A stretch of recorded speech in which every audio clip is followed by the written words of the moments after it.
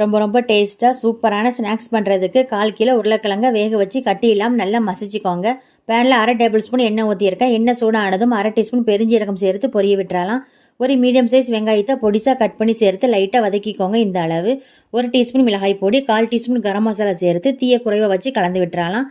வேக வச்சு மசிச்சா உருளைக்கிழங்கு சேர்த்துடலாம். நம்மளோட சுவைக்கு தக்கன உப்பு சேர்த்து 2லேருந்து 3 நிமிஷத்துக்கு நல்லா ஒன்று போல் கலந்து விட்டுக்கோங்க. இதை அப்படியே நல்லா ஆற வச்சுக்கோங்க. மசாலாவில் சின்ன நெல்லிக்காய் சைஸ் அளவு எடுத்து உருண்டை பிடிச்சிக்கோங்க. பிரெட்டோட ஓரங்களை கட் பண்ணிவிட்டு தண்ணியில் நனைச்சிட்டு நல்லா அழுத்தி தண்ணியை பிழிஞ்சு எடுத்துக்கோங்க.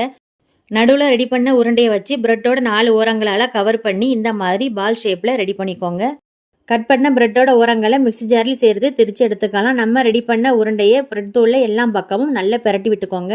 எண்ணெய் சூடானதும் தீயை மீடியமாக வச்சு மெதுவாக எண்ணெயில் போட்டுடலாம்.